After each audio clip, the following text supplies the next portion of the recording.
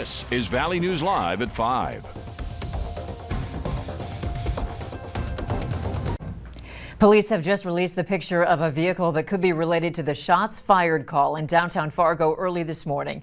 It happened in the 300 block of Roberts Street North. Police say the car they're looking for is a silver or gray sedan with dark-colored fenders. They also say the car appears to have a spare tire for the front passenger side or even both front tires. If you have any information as to who this may be, you can call the number on your screen right away to leave your tip. Now, that was the third shooting that police are investigating in recent weeks. On June 11th, police found shell casings near businesses around 43rd Street and 18th Avenue South in Fargo. This is near the 4-Star Ninja Academy and Space Aliens. No one was hurt, but there's still no suspect or vehicle description at this time. And on May 23rd, a man died after being shot outside the Africa restaurant and nightclub along 45th Street and 7th Avenue South. Multiple shots were fired and witnesses report seeing a vehicle leave the club. Police have not identified any suspects or vehicles tied to either of the cases. Bears seem to have become bolder this summer, with 2 sightings in both Moorhead and Cass County within the last week. And while officials from the North Dakota Game and Fish Department say it's not uncommon for them to be out this time of year, Valley News Team's crime and safety reporter Bailey Hurley found out the drought conditions are also a factor, forcing the large creatures to find food elsewhere, which might just be in your backyard. Due to a delay in berry growing or the drought wiping out berry bushes altogether, bears are being forced to get creative, some turning to bird feeders and rummaging through garbage cans to hold them over. There's a depressed food supply, and the bears are looking in other places, maybe wandering other places. They get along a Cheyenne River, a Red River, any kind of creek, and they'll just wander until they can find something to eat.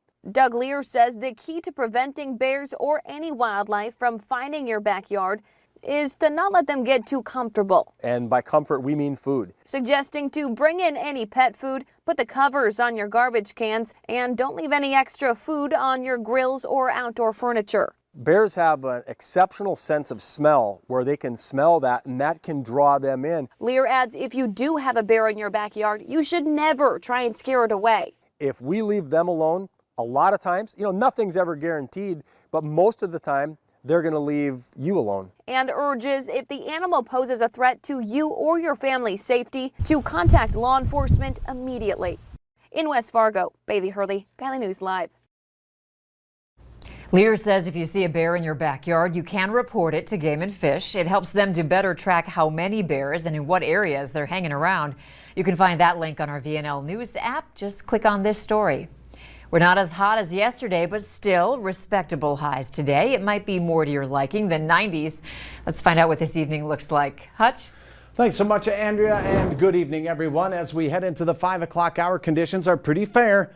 And oh dear, we saw bears, but how about this beautiful shot here by Rick, uploaded from the Cormorant area? Just a gorgeous shot of a very curious youngster there with the camera. Our weather, temperatures cooler in the Minot area, 79 there, and Devil's Lake. A few clouds moving in for you, 80s elsewhere, still near 90 from Mobridge down towards Aberdeen. And we do have some showers pressing through Wells County. Maybe for those of you in Foster and Eddy County, a sprinkle there, some stronger storms out near the border. Clouds are on the increase for our western counties, and not all of us are going to see rain, but that might impact your ability to see the supermoon tonight. Temperatures sneaking down into those more comfortable 70s. I think our clouds hold off in Fargo here until later. I'll have more information on whether you'll have a chance at seeing that supermoon. We'll talk about the forecasted chance of rain here in just a few minutes. Andrea? Okay, thanks, Hutch. The first case of the Delta variant of the coronavirus has been detected in North Dakota. This strain was first discovered in India. The health department says an adult tested positive but has not been hospitalized. They warn it appears to be transmitted more easily from person to person and can cause serious illness, especially for those who are not vaccinated. The Alpha variant that was first discovered in the UK is the most common strain in North Dakota, found in 87% of cases. Minnesota's health department will have access to $10 million in federal funding for costs related to the state's response to the COVID-19 pandemic.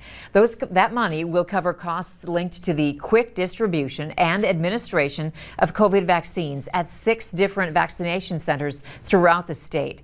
Other costs that are covered include facility support, vaccinators, and supplies for staff.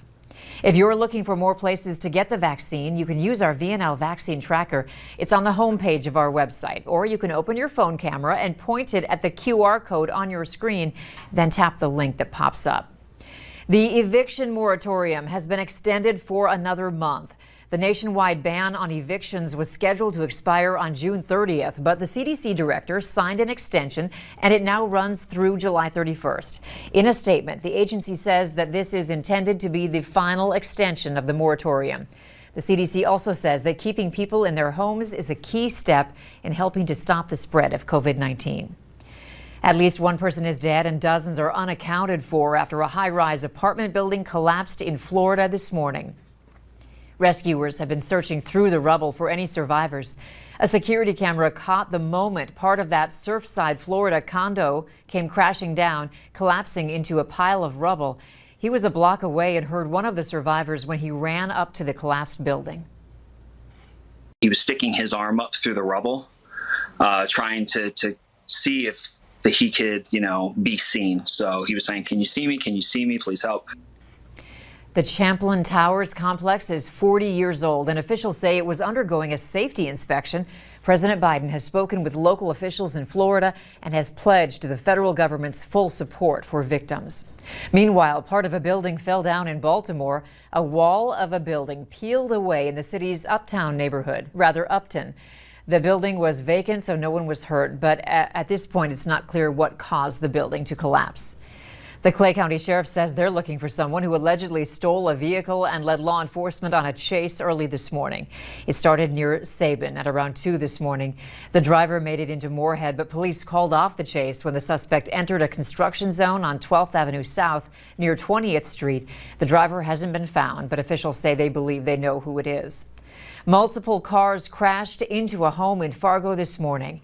It happened along 13th Avenue and 10th Street. Officials told us 3 cars were involved in that crash. 2 hit the house on the corner, causing severe structural damage. 1 adult and 1 child were injured, but they are expected to be okay.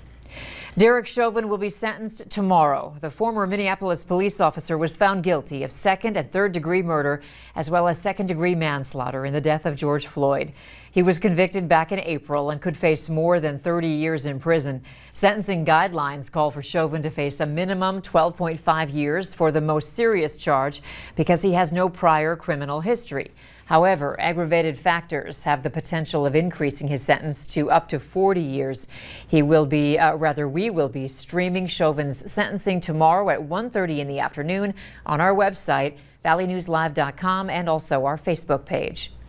A new report shows a growing number of law enforcement agencies are using drones to help with search and rescue efforts and investigations in Minnesota.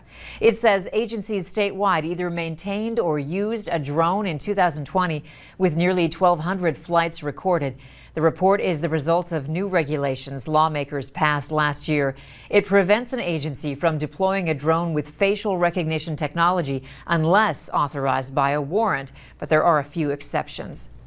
A new hotel is opening up in town. Later on Valley News Live at 5, we'll take a look inside.